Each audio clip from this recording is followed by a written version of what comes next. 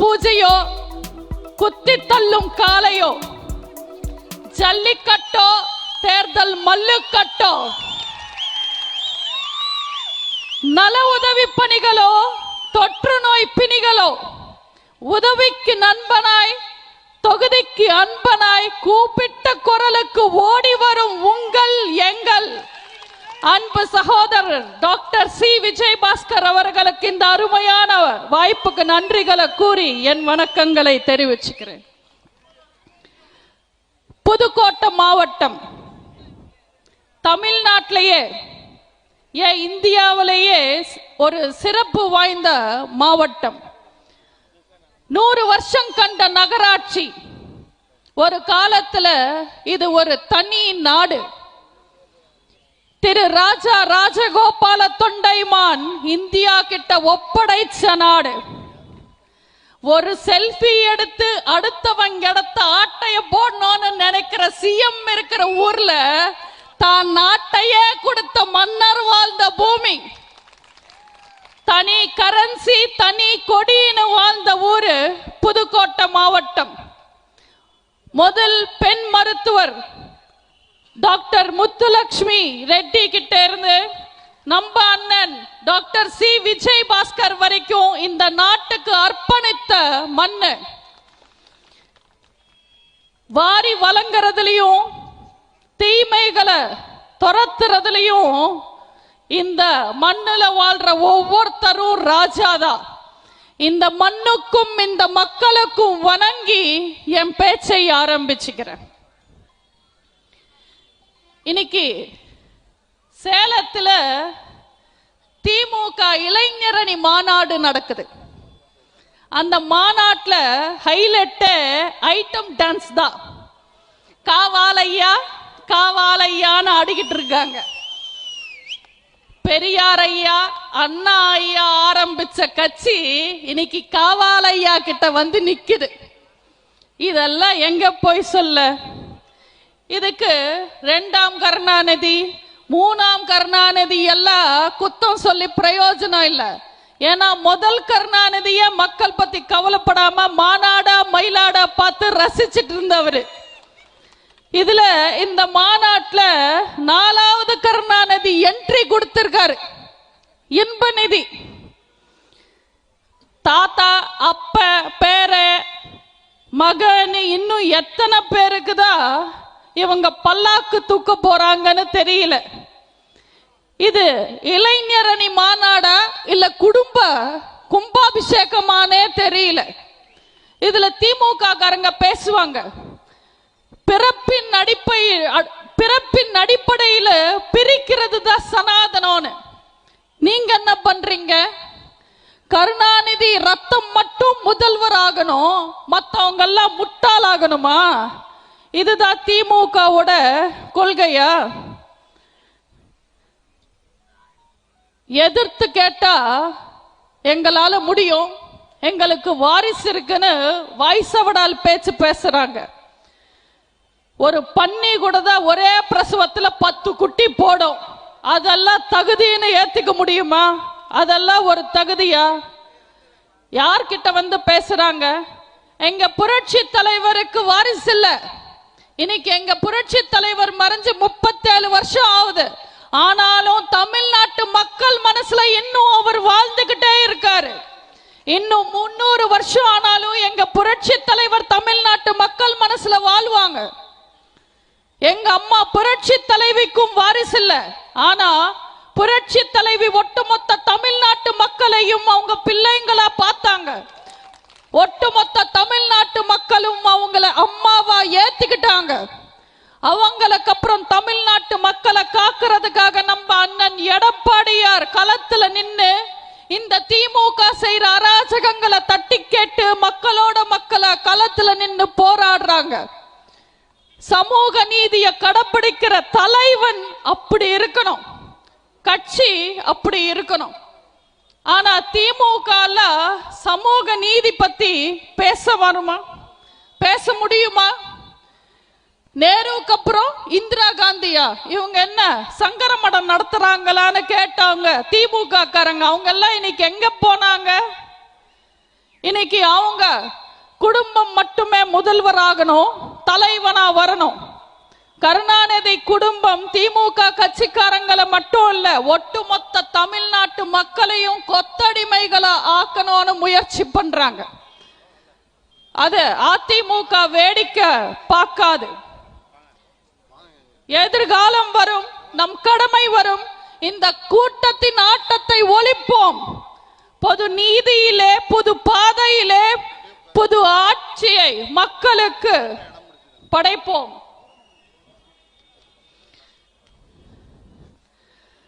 மதுவிலிருந்து மதம் வரைக்கும் இன்னைக்கு திமுக எல்லா விஷயத்திலையும் அரசியலை கலக்கிருக்காங்க. இப்போ விளையாட்டுலயும் அரசியல் கலக்கணும்னு திமுக நினைக்கிறாங்க. அண்ணனுக்கு தெரியும், நான் இப்பதான் மதுரையில மீட்டிங் முடிச்சிட்டு வரேன். நான் மதுரையில இருக்கும்போது பொதுமக்களும் மாடுபிடி வீரர்கள் நிறைய பேர் வந்து என்ன சந்திச்சாங்க. அழுகாத குறையா என்கிட்ட நிறைய விஷயத்த பேசினாங்க. இந்த முறை நடந்தது ஜல்லிக்கட்டு இல்லைங்க, அது ஒரு கண்கட்டு. நாங்க மாட்டோட மல்லு கட்டினதை விட இந்த அமைச்சர் மூர்த்தி கூட மல்லு கட்டினதும் திமுக கட்சிக்காரங்களோட மல்லு கட்டினதும் அதிகம். டோக்கன் கொடுக்கறதுல இருந்து மாடு விடுறது வரைக்கும் எல்லாத்திலையும் இந்த திமுக காரங்க அரசியல் பண்ணிட்டாங்க. உண்மையில முதல் பரிசு ஜெயிச்சது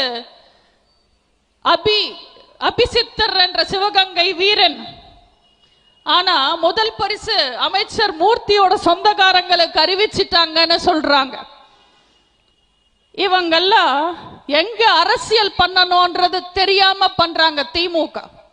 இதை விட கொடுமையான விஷயம், அலங்காநல்லூர்ல புதுசா ஒரு ஸ்டேடியம் கட்டுறாங்களா ஜல்லிக்கட்டு நடத்துறதுக்கு. ஸ்டேடியம் கட்டி விளையாடுறதுக்கு இது என்ன கிரிக்கெட்டா டென்னிஸா? வீர விளையாட்டு. மதுரையில கட்டுற ஸ்டேடியம்க்கு கருணாநிதி பேர் வைப்பாங்களா? ஏன் மதுரையில வேற எந்த வீரருமே இல்லையா? தெரியாம தான் கேக்குற. கருணாநிதிக்கு ஜல்லிக்கட்டுக்கும் என்ன சம்பந்தம்?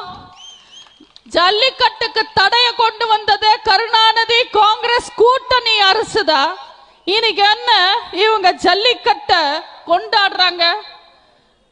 அண்ணன் உட்கார்ந்துகிட்டு இருக்கும் போது அண்ணனோட மாவட்டத்தில் இருக்கிற மக்களுக்கு நான் ஜல்லிக்கட்டு பத்தி சொல்லி தர வேண்டிய அவசியம் இல்ல. உங்க எல்லாருக்கும் தெரியும், வாடிவாசல்ல முனிக்கு பலி கொடுத்து மாரியாத்தாவை நினைச்சு காளைய விடுறது பழக்கம். அதை விட்டுட்டு ஸ்டேடியம்ல நடத்த சொன்னா என்ன அர்த்தம்? இது ஒரு வீர விளையாட்டு, இது தமிழனோட பாரம்பரியம்னு சொல்லிதான் ஜல்லிக்கட்டுக்கு தடைய உடைச்சு நம்ம மறுபடியும் ஜல்லிக்கட்டை கொண்டு வந்தோம். அது யார் கொண்டு வந்தா? நம்ம அம்மாவோட ஆட்சி, அதிமுக ஆட்சி. பொதுமக்கள் போராடி ஜல்லிக்கட்டுக்கு தடைய கொண்டு வந்திருந்தாங்க. திமுக காங்கிரஸ் கூட்டணி அரசு அதை உடைச்ச மறுபடியும் தமிழனுக்கு, தமிழ்நாட்டு இளைஞர்களுக்காக நம்ம ஜல்லிக்கட்டை கொண்டு வந்தோம். இந்த ஜல்லிக்கட்டை அழிக்க நினைக்கிறாங்க திமுக. இளைஞர்கள் போராடி வாங்கின உரிமைய ஒழிக்க நினைக்கிறாங்க திமுக. இளைஞர்களே, உங்களுக்கு ஒண்ணு சொல்ல விரும்புற, தயவு செஞ்சு திமுகவை விட்டுடாதீங்க நண்பா. சீரிவா நண்பா, சீண்டி பார்த்தா ஏறிவா நண்பா, ஓடிவா நண்பா, ஒடுக்க பார்த்தா உடச்சிவா நண்பா. திமிர்ற காலைய தமிழன் நடக்குவான். ஆனா தமிழன் திமிரினா திமுகவே காணாம போயிடும்.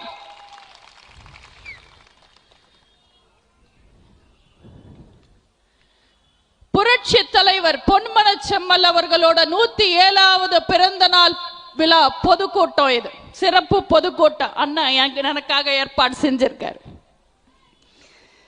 புரட்சி தலைவர் பத்தி பேசணும்னா ஒரு மீட்டிங் பத்தாது. ஒவ்வொரு மனுஷனுக்கும் சாவு 2 வாட்டி வரும்.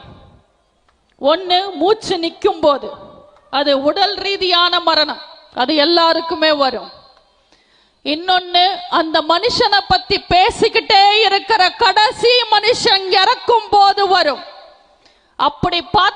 நம்ம புரட்சி தலைவருக்கு மரணமே கிடையாது. அவர் காலத்தையே வென்றவர். அவரோட ஆட்சியும் அவர் செஞ்ச தர்மங்களும் இந்த உலகம் இருக்கிற வரைக்கும் அவரை புகழோட வாழ வைக்கும். ஆனா புரட்சி தலைவர் ஆட்சி காலத்துல சொல்லிக்கிற மாதிரி எந்த திட்டங்களும் இல்லைன்னு பொய்யான பொருளைய கலப்பிருக்காங்க இந்த திருட்டு திமுக காரங்க. ஆள தெரியாத திமுக காரங்களுக்கு என்ன தெரியும் நம்ம புரட்சி தலைவரோட ஆட்சியை பத்தி? 100 கோடி 200 கோடின்னு செலவு பண்ணி போலி விளம்பரங்கள் கொடுக்கிறவங்க திமுக. ஆனா 40 வருஷத்துக்கு முன்னாடியே 100 கோடி செலவு பண்ணி 64 லட்சம் மாணவர்களுக்கு சத்துணவு சாப்பாடு போட்டவர் புரட்சி தலைவர். அந்த திட்டத்துக்காக மத்திய அரசாங்கம் கிட்ட அரிசி கேட்டாரு நம்ம புரட்சி தலைவர். இந்திரா காந்தி அம்மையார் இல்லைன்னு சொல்லிட்டாங்க. அப்ப மட்டும் கருணாநிதியோ ஸ்டாலினோ ஆட்சியில இருந்திருந்தா பழிய தூக்கி மத்திய அரசாங்கம் மேல போட்டுட்டு மாநில அரசுல நிதி இல்லைன்னு மக்களை ஏமாத்தி திட்டத்தை கைவிட்டிருப்பாங்க. ஆனா நம்ம புரட்சி தலைவர் மாநில நிதியை வச்சே மத்திய உணவு சாப்பாடு போட்டார். அது மட்டும் இல்ல, எல்லா மாணவர்களுக்கும் இலவசமா புத்தகங்கள், காலனி, பல்பொடின்னு கொடுத்து பசங்களை ஸ்கூலுக்கு வர வச்சாரு. ஆரம்ப கல்வி எல்லாருக்கும் கிடைக்கணும்ன்றதுக்காக 5வது வரைக்கும் ஆல் பாஸ் திட்டம் கொண்டு வந்தது நம்ம புரட்சி தலைவர். 125 வருஷத்துல தமிழ்நாட்டுல 4 பல்கலைக்கழகங்கள் தான்.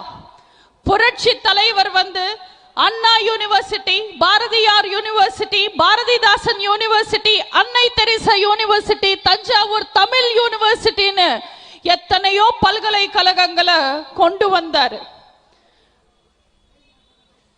பொறியியல் கல்லூரி தனியாருக்கு அனுமதி கொடுத்து லட்சக்கணக்கான இன்ஜினியர்ஸ் உருவாகிறதுக்கு காரணமாய் இருந்தவர் புரட்சி தலைவர். இன்னைக்கும் அண்ணா பேரை சொல்லி பெரியார் பேரை சொல்லி அரசியல் பண்றாங்க திமுக. உண்மையில திமுக அண்ணா பத்தியோ பெரியார் பத்தியோ கவலைப்பட்டதே இல்லை. அண்ணாவோட இல்லத்தை நினைவில்லமா ஆக்குனதே நம்ம புரட்சி தலைவர். பெரியாருக்கு மரியாதை சேர்க்கிற மாதிரி ஈரோடு கோவை மாவட்டத்திலிருந்து பிரிச்சு ஈரோடு மாவட்டத்தை உருவாக்குனதே நம்ம புரட்சி தலைவர். எல்லா கிராமத்துக்கும் பேருந்து வசதி ஏற்படுத்தினது நம்ம புரட்சி தலைவர். கிராமினி ஆதிக்கத்தை ஒழிச்சு 12,000 கிராம நிர்வாக அதிகாரிகளை கொண்டு வந்தது நம்ம புரட்சி தலைவர்.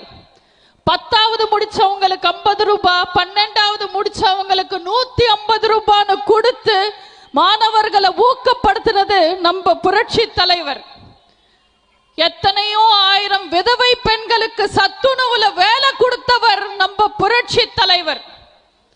அவர் செஞ்ச சாதனையிலேயே பெரிய சாதனை, அவர் இறக்கிற வரைக்கும் கருணாநிதியை எதிர்க்கட்சி வரிசையிலேயே உட்கார வச்சது. இப்படி எங்க புரட்சி தலைவர் பத்தி பேசணும்னா ஒரு மீட்டிங் இல்ல, இன்னும் 100 மீட்டிங் போட்டா கூட பேசுறதுக்கு அத்தனை சாதனை இருக்கு. இவங்கெல்லாம் பேசுறாங்க.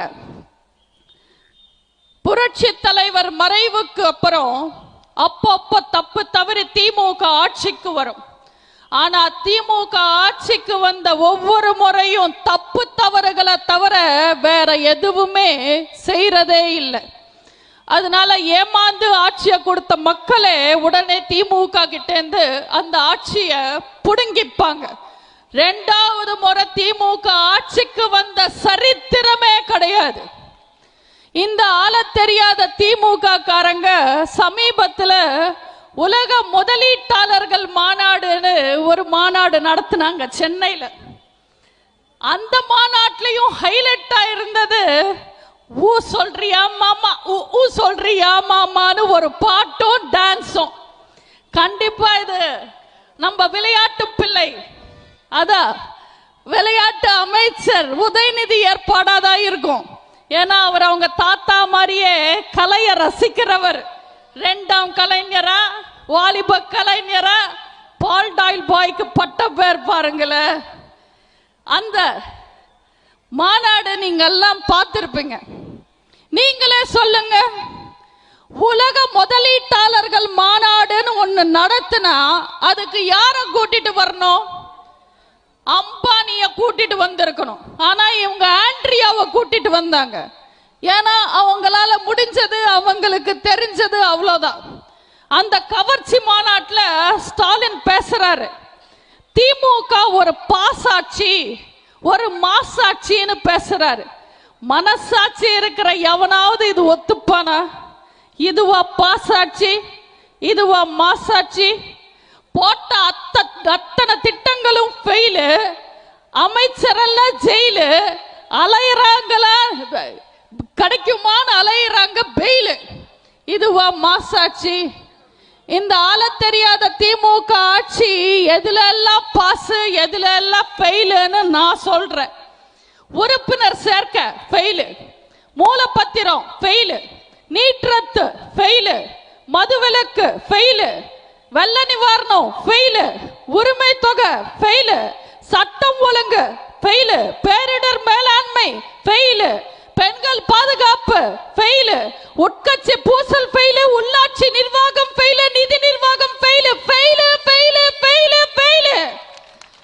100க்கு 150 விஷயத்துல ஃபெயில் ஆகிற ஒரே ஆட்சி இந்த ஆள தெரியாத திமுக ஆட்சி. அவங்க பாஸ் ஆனது ஒரே ஒரு விஷயத்துல, எதை பத்தியும் கவலைப்படாம கண்டதையும் பேசிட்டு சுத்திட்டு இருந்த லூசான மகனை மாசான மந்திரியாக்கி அழகு பார்க்கறாங்க. அது மட்டும்தான் நம்ம தலையெழுத்து.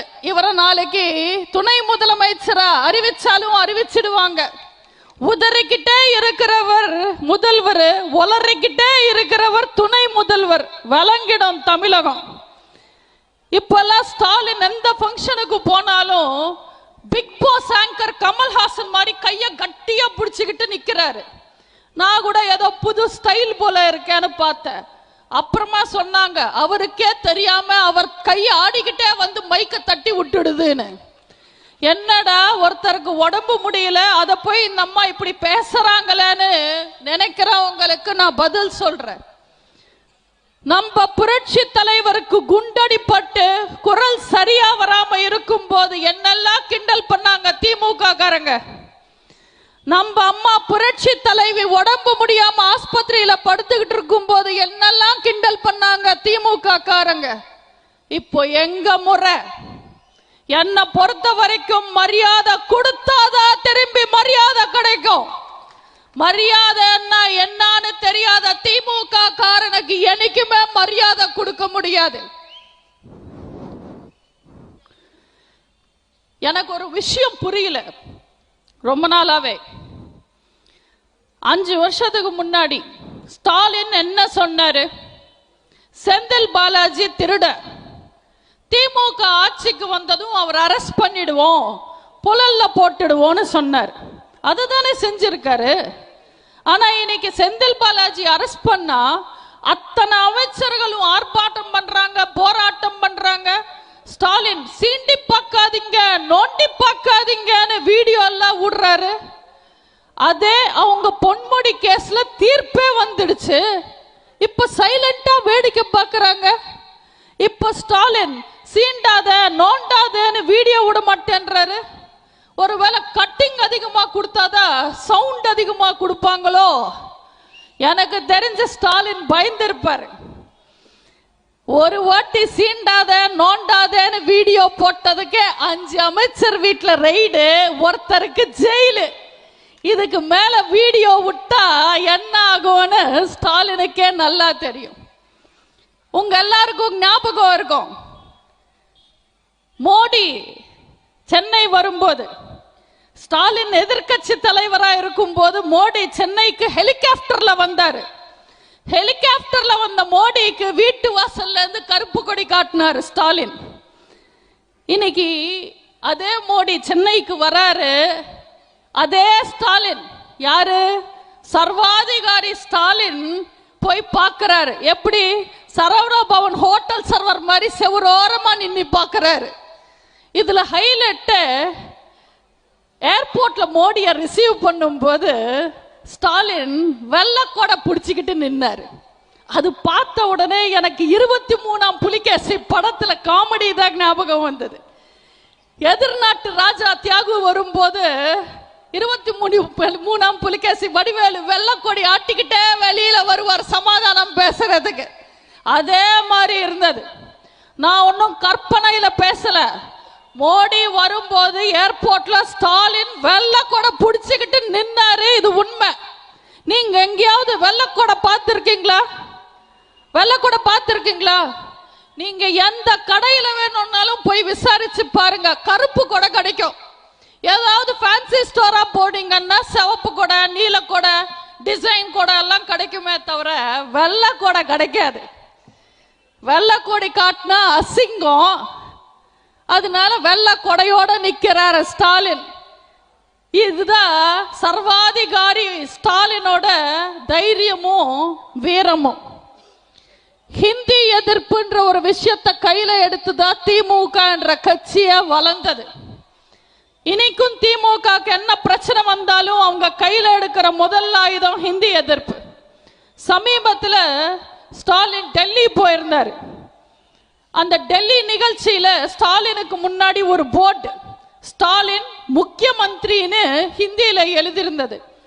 இப்ப என்னாச்சு ஸ்டாலினோட ஹிந்தி எதிர்ப்புன்னு எனக்கு தெரியல.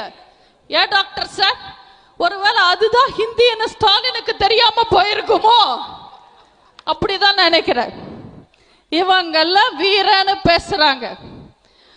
முதலமைச்சர்களின் மாநாட்டில் தமிழ்நாட்டுக்கு தேவையான விஷயங்களை பத்தி பேச விடல, கேள்வி கேட்க விடலன்னு நம்ம அம்மா அந்த மாநாட்டில இருந்து எழுந்து வந்தாங்க. அவங்க உண்மையான தலைவர், தைரியமான தலைவர். பல்ல காமிச்சுக்கிட்டு குனிஞ்சு நின்னுகிட்டு கொம்புடு போட்டு தர்மம் பண்ணுங்க சாமின்னு எப்ப பார்த்தாலும் நிதிய பிச்சை எடுக்கிறவங்க புருடா தலைவர்.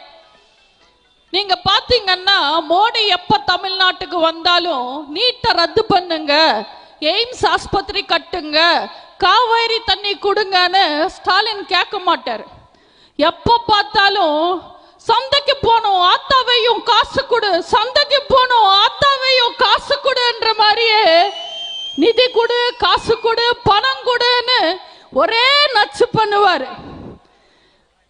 அதிமுகவோட 10 வருஷ ஆட்சி காலம் 2001 முடியும் போது தமிழ்நாட்டுக்கு கடன் வெறும் 3 லட்சம் கோடி. வெறும் 3 லட்சம் கோடி. நம்ம எல்லாம் நம்ம ஆட்சி காலத்துல சும்மா கடன் வாங்கல. 2015 தானை புயல் வந்தது. சென்னையில 100 சென்டிமீட்டர் மழை பெஞ்சது. வார்தா புயல் வந்தது. சென்னையில 1 லட்சம் மரம் சாஞ்சிடுச்சு. கடுமையான வறட்சி வந்தது. ஒரு சொட்டு தண்ணி இல்லாம போச்சு. டெல்டா மாவட்டங்கள்ல கஜா புயல் வந்தது. கன்னியாகுமரியில ஒக்கி புயல் வந்தது. கொடிய கொரோனாவே வந்தது. எத்தனை கஷ்டங்கள் வந்தாலும், எத்தனை சோதனைகள் வந்தாலும் தமிழ்நாட்டு மக்களோட கை விட்டதே இல்லை அதிமுக ஆட்சி. எந்த ஒரு திட்டத்தையும் நம்ம நிறுத்தவே இல்லை. ஆனாலும் நம்ம அவ்வளவா கடன் வாங்கவே இல்லை. திமுக ஆட்சிக்கு வந்து 2.5 வருஷம் தான் ஆகுது. ஆனா இன்னைக்கு தமிழ்நாட்டோட கடன் 8 லட்சம் கோடி. 8 லட்சம் கோடி.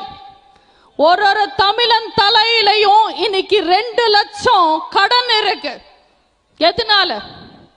ஆள தெரியாத திமுகவால இத்தனை கடனை வாங்கியிருக்காங்க. இவ்வளோ கடன் வாங்கியிருக்காங்க. உங்களுக்காக ஏதாவது செஞ்சிருக்காங்களா? தமிழ்நாட்டுக்காக சிறப்பு திட்டங்கள் ஏதாவது கொண்டு வந்திருக்காங்களா? விலைவாசி குறைச்சிருக்காங்களா? பதிலுக்கு பால் லிட்டருக்கு 6 ரூபாய் ஏறி இருக்கு. இபி பில்லு யூனிட்டுக்கு 40 ரூபாய், கிட்டத்தட்ட 40 ரூபாய் ஏறி இருக்கு. அந்த இபில இன்னொரு திருட்டுத்தனம் பண்றாங்க. உங்க எல்லாருக்கும் தெரியும், இபில ஒரு ஸ்லாப் இருக்கும். 500 யூனிட் வரைக்கும் ஒரு ரேட்டு, 500 யூனிட் தாண்டி 501 யூனிட்ல இருந்து இன்னொரு ரேட் இருக்கும். பொதுவா இபில 10ஆம் தேதினா 10ஆம் தேதி வந்து மீட்டர் ரீடிங் எடுக்கணும். ஆனா இந்த திமுக ஆட்சி காலத்துல 10ஆம் தேதி ரீடிங் எடுக்கிறதுக்கு வர்றதில்ல. அவங்க வசதிக்கு 12ஆம் தேதி 13ஆம் தேதி வந்து ரீடிங் எடுக்கிறாங்க. அந்த 2-3 நாள்ல ஒரு 5-10 யூனிட் அதிகமானா அது 501 யூனிட் ஸ்லாப்புக்கு மாறிடுச்சுன்னா அந்த ரேட்டு அப்பாவி மக்கள் கிட்ட இருந்து வசூல் பண்றாங்க. இது ஒரு திட்டமிடப்பட்ட சதி. இன்னைக்கு யோசிச்சு பாருங்க, சொத்து வரி, வீட்டு வரி 100% உயர்வு, கட்டுமான பொருள் 100% உயர்வு, பஸ் கட்டணம் 30% உயர்வு, அரிசி கிலோ 10 ரூபாய் உயர்வு, பருப்பு கிலோ 40 ரூபாய் உயர்வு. அதை விட கொடுமை, ஒரு விவசாயி 100 கிலோ மொக்கா சோளம் 1400 ரூபாய்க்கு விற்கிறாரு. அதே விவசாயி அவர் மாட்டுக்கு தீவனம் 1700 ரூபாய்க்கு வாங்கிட்டு போறார். எப்படிங்க அந்த விவசாயி வாழுவார்? மாடு வளர்த்து பால் கறந்து லிட்டர் 23 ரூபான்னு விற்கிற மக்கள் தண்ணி கேன் 30 ரூபாய்க்கு வாங்குறாங்க. இதுதான் திராவிட மாடலா? இது தரித்திர மாடல். ஆட்சி அங்க நடக்குது. இன்னைக்கு தமிழ்நாட்டில் ஆட்சி நடக்கிற மாதிரி காட்சி நடக்குது. திமுக முதலமைச்சருக்கு அவங்க அமைச்சர்கள் மேல நம்பிக்கை இல்ல, அந்த அமைச்சர்களுக்கு எம்எல்ஏக்கள் மேல நம்பிக்கை இல்ல, எம்எல்ஏக்களுக்கு கவுன்சிலர் மேல நம்பிக்கை இல்ல, கவுன்சிலருக்கு மேயர் மேலேயே நம்பிக்கை இல்ல. சமீபத்தில் திருநெல்வேலியில கூட நம்பிக்கை இல்லா தீர்மானம் கொண்டு வந்திருந்தாங்க. இந்த உலகத்துல ஒரே ஒரு தீர்க்கதரிசி கருணாநிதி மட்டும்தான். ஆர்காட்டார் சொல்றாரு, பொன்முடி சொல்றாரு, அன்பழகன் சொல்றாரு, துரைமுருகன் சொல்றாரு. ஆனா அவர் கேட்கலையே. இல்லப்பா, என் மக அதுக்கெல்லாம் சரிப்பட்டு வரமாட்டாருன்னு கடைசி வரைக்கும் ஸ்டாலினை தலைவராக்கல, முதல்வராக்கல. இந்த திருட்டு திமுக காரங்க புதுசா ஒரு திராவிட மாடல் கையில எடுத்திருக்காங்க. அடுத்தவன் இடத்துல செல்ஃபி எடு, ஓனர் கையில குல்பி கொடு, அசந்த நேரத்துல அவரோட இடத்த ஆட்டைய போடுன்னு. உங்க எல்லாருக்கும் தெரியும், சமீபத்தில் சேலத்தில் மாடர்ன் டாக்கீஸ் முன்னாடி ஸ்டாலின் செல்ஃபி எடுத்தார். செல்ஃபி எடுத்த கையோட கருணாநிதி பேரை சொல்லி இந்த கவர்மெண்ட் அந்த இடத்தையே சுருட்ட நினைச்சாங்க. திமுக ஆட்சி மக்களுக்காக நடக்கல, அவங்க சுயநலத்துக்காக நடக்குது.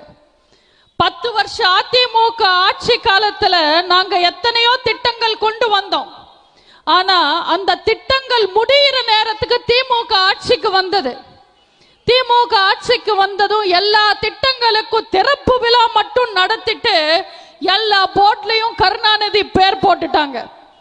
அவங்களுக்கு நான் ஒரு விஷயம் சொல்ல விரும்புறேன். எல்லா போர்ட்லயும் பேர் இருக்கிறது பெரிய விஷயம் இல்ல. அந்த போர்ட் மக்கி போயிடும், துரு பிடிக்கும், கீழே விழும். ஆனா தமிழ்நாட்டு மக்கள் மனசுல இடம் பிடிச்சிருக்காங்க எங்க புரட்சி தலைவரும் புரட்சி தலைவியும். அந்த இடம் என்னைக்குமே அழியாது. இப்படி எங்க அம்மாக்கும் எங்க தலைவருக்கும் எத்தனையோ சாதனைகள் செஞ்சிருக்காங்க. அவங்களுக்கு வரலாறு இருக்கு. இன்னைக்கு திமுக அம்மா உணவகம் உடைக்கலாம், மூடலாம். ஆனா அம்மா ஏழை மக்களுக்கு சோறு போட்டாங்கன்ற விஷயத்தை மறைக்க முடியாது. அது வரலாறு. அப்படி சாதனை செஞ்சவங்களுக்காக பாராட்டு விழா நடத்தலாம். ஆனா தமிழ்நாட்டுக்கும் தமிழக மக்களுக்கும் சோதனைகள் மட்டுமே தந்த கருணாநிதிக்கு சமீபத்தில் ஒரு பாராட்டு விழா நடத்தினாங்க. கலைஞர் 100. நீங்கெல்லாம் பாத்தீங்கன்னா ஒரு இடத்துக்கு கூட்டத்தை கூட்டணும்னு நினைச்சா அங்க சினிமா நடிகர்களை வர வைப்பாங்க. சினிமா நடிகர்கள் கூட்டத்துக்கே கூட்டம் வரலன்னா என்ன அர்த்தம்? அப்ப மக்கள் நினைக்கிறாங்க இது கலைஞர் 100 இல்ல, கலைஞர் போரேன்னு. அந்த கலைஞர் 100 நிகழ்ச்சியில கருணாநிதியை புகழ்ந்து பேச கமல்ஹாசனை கூட்டிட்டு வந்திருக்காங்க. கமல்ஹாசன் இன்னைக்கு இருக்கிற நிலைமைக்கு கருணாநிதி வீட்டு வாசல்ல முறவாசம் செய்யறவங்களை கூட புகழ்ந்துதான் பேசுவாரு. அந்த நிகழ்ச்சிக்கு கமல்ஹாசன் போட்டிருந்த ட்ரெஸ் பார்த்து இருக்கணும். கருப்பு கலர் பட்டுப்பாவாடைய லுங்கி தைச்ச மாதிரியே ஒரு ட்ரெஸ் போட்டிருந்தாரு. இதுக்கெல்லாம் அவர் எதுக்காக டார்ச் லைட்டை வீசி டிவியை உடைச்சு கட்சி ஆரம்பிச்சாருன்னு தெரியல. நான் கூட அந்த வழியா அன்னைக்கு போக வேண்டிய வேலை இருந்தது. என்னடா நம்ம எல்லாம் டிராபிக்ல மாட்டிப்போமோன்னு நினைச்சேன். இந்த கலைஞர் 100 ப்ரோக்ராம்ல நம்ம மாட்டிக்கிட்டா எப்படின்னு நினைச்சேன். ஆனா அந்த வழியா போய் பார்த்தா அங்க கூட்டமே இல்லை. ஃப்ரீயா உள்ள வாயா வாயான்னு பேசினாலும் போயா போயான்னு போய்கிட்டே இருந்தாங்க. இவங்கெல்லாம் கவர்ச்சி கிடைக்கும், விளம்பரம் கிடைக்கும்னு நினைச்சு பாராட்டு விழாவா நடத்திக்கிட்டு இருக்காங்க. ஒரு நிகழ்ச்சியில பாத்தீங்கன்னா ஸ்டாலின் வைரமுத்துவை பார்த்து கேட்டார், எங்க அப்பா பத்தி நீங்க கவிதை எழுதுங்க, ஒரு புத்தகம் வெளியிடுங்கன்னு. வைரமுத்து கருணாநிதி பத்தி எழுதுனா எதுக இருக்கும், மோனை இருக்கும், ஆனா உண்மை இருக்காது. அதனால எல்லா உண்மைகளையும் சொல்லி நாமளே கவிதை எழுதலான்னு நினைச்சேன். நமக்கு தெரிஞ்சது ஊர் அறிஞ்சது வச்சு நம்மளே கருணாநிதிக்கு ஒரு கவிதை எழுதுவோன்னு நினைச்சேன். எழுதிட்டேன். நான் எழுதின கவிதை கரெக்டா இருக்கா இல்லையான்னு மட்டும் நீங்க சொல்லுங்க. அஞ்சுகம் பெற்றெடுத்த வஞ்சகமே, திருக்குவளை பேரக்கெடுத்த தில்லுமுள்ள தலைவரே, திருட்டுறையில் ஏறி வந்த உருட்டு கலைஞரே,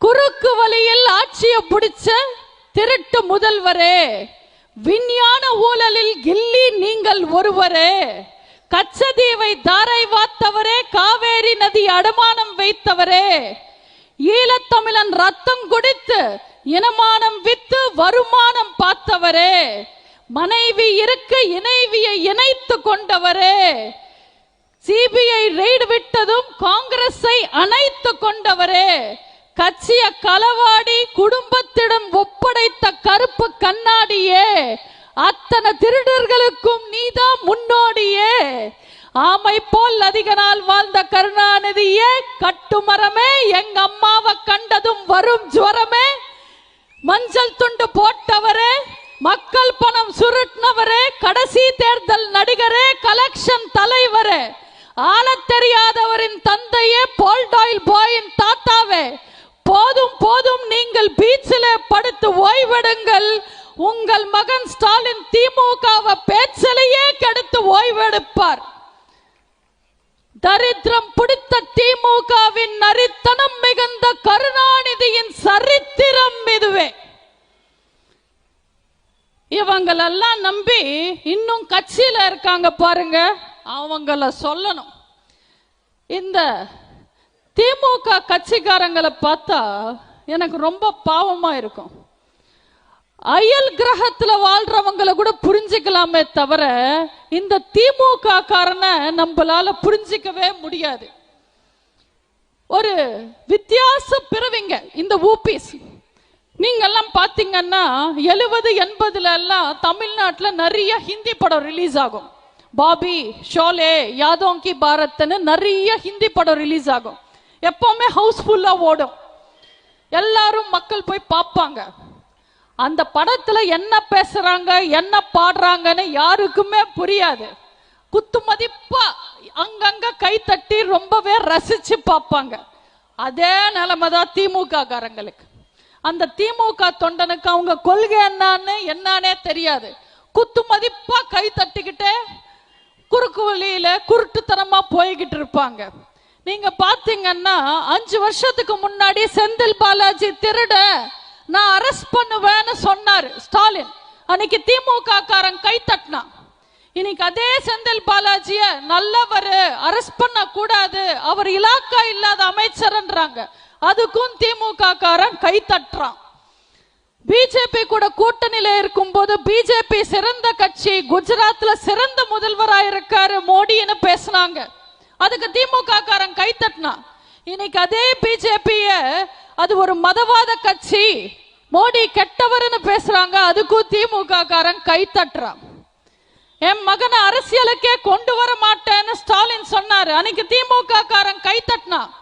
இன்னைக்கு அந்த மகனை எம்எல்ஏ ஆக்கி மந்திரியாக்கி நாளைக்கு துணை முதல்வர் ஆக்க போறோம்னு சொல்றாங்க. அதுக்கும் திமுக காரன் கைத்தட்டுறான். இஸ்லாமிய தீவிரவாதி என்ற வார்த்தையை கண்டுபிடிச்சவரே கருணாநிதி. நம்ம முஸ்லிம் தோழர்களை இஸ்லாமிய தீவிரவாதின்னு சொல்லும் போது திமுக காரன் கைத்தட்டினா. இன்னைக்கு ஓட்டுக்காக அந்த இஸ்லாமிய மக்களை ஏமாத்துறதுக்காக நாங்க இஸ்லாமிய காவலர்கள்னு சொல்றாங்க. அதுக்கும் திமுக காரன் கைத்தட்டுறான். காங்கிரஸ் கூட சேர்ந்து நீட்ட சட்டமாக்குனதே திமுக. அந்த கேஸ ஜெயிச்சனுக்கு திமுக காரன் கைத்தட்டினா. இன்னைக்கு நீட்ட ஒழிப்போன்னு அதே திமுக காரன் பேசினா அந்த திமுக காரன் கைத்தட்டுறான். ஜல்லிக்கட்டுக்கு தடைய கொண்டு வந்தாங்க திமுக காங்கிரஸ் அரசாங்கம். அன்னைக்கு திமுக காரன் கைத்தட்டினா. இன்னைக்கு அதிமுக ஆட்சி கொண்டு வந்த ஜல்லிக்கட்டுல வெக்கம் மானம் சூடு சொர்ணம் இல்லாம உதயநிதி வந்து உட்கார்றாரு, அங்க அரசியல் பண்றாரு. அதுக்கும் திமுக காரன் கைத்தட்டுறான். இப்படி எதுக்கு கைத்தட்டுறோன்றது தெரியாமலே கைத்தட்டிக்கிட்டே வாழ்ற ஒரு அப்பாவி அடிமைகள் தான் இந்த ஊபிஸ் உடன்பிறப்புகள். அவங்கள பார்த்தா பாவமா தான் இருக்கு. திருக்குவளையில கருணாநிதி பிறக்கும் போது அவர் ஒரு தெரு பாய், தெருவுல சுத்திக்கிட்டு இருந்த பையன். அதே கருணாநிதிய மெரினால புதைக்கும் போது அவர் ஒரு தெரு பாய், அம்பானி மாதிரி அத்தனை சொத்து. ஒரு தெருபாயா மாறுறதுக்கு எத்தனை உடன்பிறப்புகளை ஏறி மிதிச்சிருப்பாரு, எத்தனை குடும்பங்களை வாட்டி வதச்சிருப்பாருன்னு நீங்களே யோசிச்சு பாருங்க. இப்பெல்லாம் உதயநிதி எப்ப பார்த்தாலும் மத்திய அரசாங்கத்தை பார்த்து நாங்க காசு கேட்டா கொடுக்க வேண்டியது தானே, கொடுக்க மாட்டேன்னு சொல்றீங்க, உங்க அப்பா வீட்டு காசான்னு கேட்கிறாரு. நான் அவங்கள கேட்கிற, ₹1 மக்கள் வரி பணம் கட்டினா, ₹1 கட்டினா 50 பைசா சென்ட்ரல் கவர்மெண்ட்டுக்கு போகுது, 50 பைசா ஸ்டேட் கவர்மெண்ட்டுக்கு வருது. அப்போ நாங்க கட்டுற வரி பணம் வச்சு மக்களுக்கு நல்ல திட்டங்களை கொண்டு வர வேண்டியது தானே, மக்களை காப்பாற்ற வேண்டியது தானே. மக்களுக்கு என்ன தேவைன்னு கேட்டாலும் எப்ப பார்த்தாலும் காசு இல்லன்றீங்க. உங்க அப்பம் வீட்டு சொத்தா? வெள்ள நிவாரணம் எல்லா ரேஷன் கார்டுக்கும் 6000 ரூபாய் தருவோம்னு சொல்லிட்டு இன்னைக்கு சக்கரை கார்டுக்கு கிடையாது, வருமான வரி கட்டுறவங்களுக்கு கிடையாதுன்னு சொல்லி ஏமாத்துறாங்க. அது என்ன ஃபார்முலான்னு புரியல. சொந்த வீடு வச்சு வீட்டு வரி கட்டுறவங்களுக்கு நிவாரணம் இருக்கா? உழைச்சு சம்பாதிச்சு வருமான வரி கட்டுறவங்களுக்கு நிவாரணம் இல்லையா? எல்லாருக்கும் கொடுக்க வேண்டியது தானே. எது கழுவுறீங்க? யார் அப்பம் வீட்டு காசு? தேர்தல் சமயத்துல எல்லா பெண்களுக்கும் 1000 ரூபாய் கொடுக்கிறோம்னு சொல்லிட்டு இன்னைக்கு தகுதியானவங்களுக்கு மட்டும்தான் 1000 ரூபான்னு சொல்லி பாதி பெண்களை ஏமாத்துறாங்க. யார் அப்பம் வீட்டு சொத்து? மழை வெள்ளத்தால பாதிக்கப்பட்ட ஸ்கூலுக்கு 2 கோடி நிதி ஒதுக்கிட்டு ஃபார்முலா ரேஸ்க்கு 40 கோடி நிதி ஒதுக்குறாங்க. யார் அப்பம் வீட்டு காசு? ராணுவத்துல செத்தவனுக்கு 3 லட்சம், கள்ளச்சாராயம் குடிச்சு செத்தவனுக்கு 10 லட்சம் தராங்க. யார் அப்பம் வீட்டு காசு? இபி பில் இஷ்டத்துக்கு ஏத்திட்டீங்க, வரியெல்லாம் ஏத்திட்டீங்க. பெட்ரோல் விலை குறைக்கிறேன்னா 6 ரூபாய் லிட்டரு பால் விலை ஏத்திட்டீங்க. யார் அப்பம் வீட்டு காசு? நாங்க எந்த பால் குடிக்கணும் குடிக்க கூடாதுன்னு முடிவுன்றதுக்கு நீங்க யாரு? உங்க அப்பம் வீட்டு காசா? இப்படி 4 கேள்வி நாக்க புடுங்கிக்கிற மாதிரி நீங்க கேட்கணும், இந்த ஊடகங்கள் கேட்கணும். அதை விட்டுட்டு அவங்க கவர்ச்சிகரமா என்னென்னமோ பேசுறாங்க. அதெல்லாம் நம்பி ஒவ்வொரு வாட்டி தமிழ்நாட்டு மக்கள் ஏமாந்து ஓட்டு போடுறாங்க. தயவு செஞ்சு அவங்கள நம்பாதீங்க. நம்ம எல்லாம் வீட்டுல இருந்து கிளம்புனா என்ன தூக்கிட்டு போவோம்?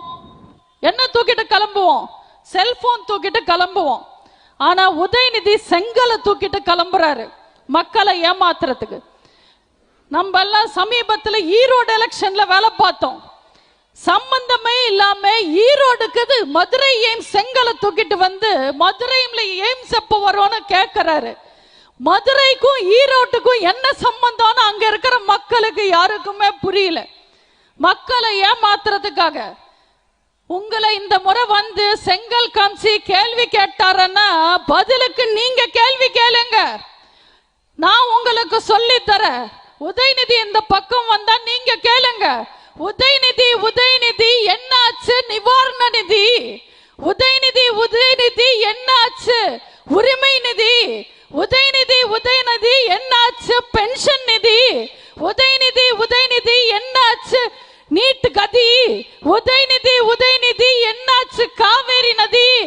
உதயநிதி உதயநிதி என்னாச்சு 2G சதின்னு இப்படி உதயநிதியை கேட்கறதுக்கு 1000 கேள்வி இருக்கு.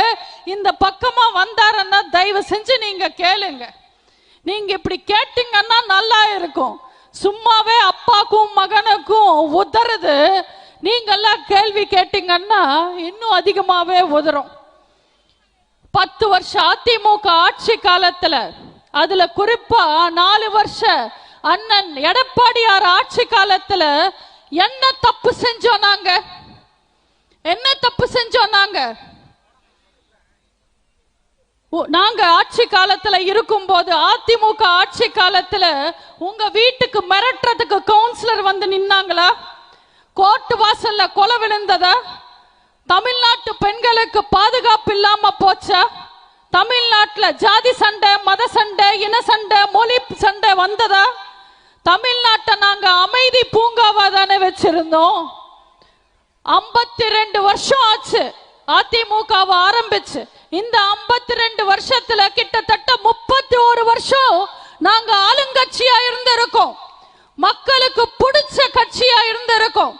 எங்க அம்மா புரட்சி தலைவி தாங்க இறுதி மூச்சு வரைக்கும் உங்களுக்காகவே உழைச்சி உழைச்சி உழைச்சி உயிர் விட்டவங்க. மக்களால் நான், மக்களுக்காகவே நான் வாழ்ந்தவங்க. அந்த அம்மாவோட புகழ வேரோட புடுங்கி எறியணும்னு நினைக்கிற அந்த திருட்டு திமுகவை நீங்க எப்படி ஆட்சிக்கு கொண்டு வந்தீங்க? என்ன பாவம் செஞ்சோம் நாங்க? என்ன தப்பு செஞ்சோம் நாங்க?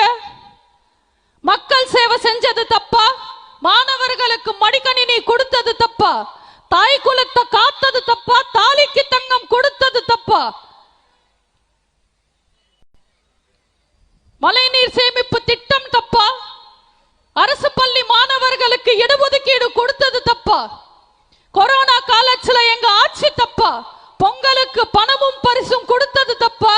கொரோனா காலத்துல ஊக்கத்தொகை கொடுத்தது தப்பா? ஹஜ் யாத்திரைக்கு உதவுனது தப்பா? சந்தன கூட்டுக்கு உதவுனது தப்பா? ஜெருசலம் யாத்திரைக்கு உதவுனது தப்பா? வேளாங்கண்ணி யாத்திரைக்கு உதவுனது தப்பா? இல்ல அத்தனை கோவில்லையும் அன்னதான திட்டம் கொண்டு வந்ததுதான் தப்பா? அத்தனை மக்களையும் சமமா பார்த்தது தப்பா? எது தப்பு? என்ன தப்பு? எங்க தப்பு? என்ன தப்பு செஞ்சோம் நாங்க? தப்பு செஞ்சது நாங்க இல்ல. போலி விளம்பரங்களையும் பொய்யான வாக்குறுதிகளையும் நம்பி ஏமாந்துட்டீங்க நீங்க. உங்களை ஏமாத்தின திமுகவை நீங்க ஏமாத்த இதுதான் சரியான சமயம். எப்போ தேர்தல் வந்தாலும் ரெட்டாலுக்கு ஓட்டு போடுங்க, அம்மாக்கு ஓட்டு போடுங்க, அதிமுகக்கு ஓட்டு போடுங்க, அண்ணன் எடப்பாடியாருக்கு ஓட்டு போடுங்க. நீங்க இழந்த நிம்மதிய, நீங்க இழந்த சந்தோஷத்தை நாங்க உங்களுக்கு மீட்டி தருவோம். ஒரு எம்பியோ 9 எம்பியோ 4 எம்பியோ 40 எம்பியோ ஒவ்வொரு அதிமுக எம்பியும் உங்க உரிமைகளுக்காக டெல்லியில இருந்து போராடுவாங்க. காவல் தெய்வமா இருந்து உங்களை காப்பாத்துவாங்க. உங்களை தொடணும்னா அதிமுக எம்பியை தாண்டி தான் வரணும். ஆனா மறுபடியும் ஏமாந்து நீங்க திமுகக்கு ஓட்டு போட்டீங்கன்னா உங்க சொத்துல நீங்க கைய வைக்கணும்னா கூட அவங்க குடும்பத்தை தாண்டி தான் வரணும். மக்கள் மாறணும்.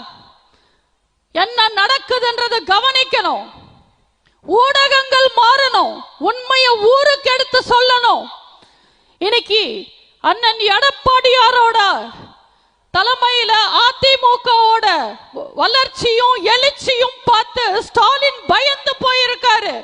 நம்புங்கள் தொண்டர்களே, நாளை நமதே, 40 நமதே. என்னைக்கு தேர்தல் வந்தாலும் அதிமுக வேட்பாளர்கள் அமோகமாக வெற்றி பெறுவார்கள். நாங்க ஜெயிக்கிறது நிச்சயம். மீண்டு வருவோம். தமிழக மக்களை மீட்டு வருவோம். நம்புங்கள். கழகம் நமதே, கடமை நமதே, நாளை நமதே, எந்த நாளும் நமதே. வாய்ப்புக்கு நன்றி கூறி விடைபெறுகிறேன். நன்றி, வணக்கம்.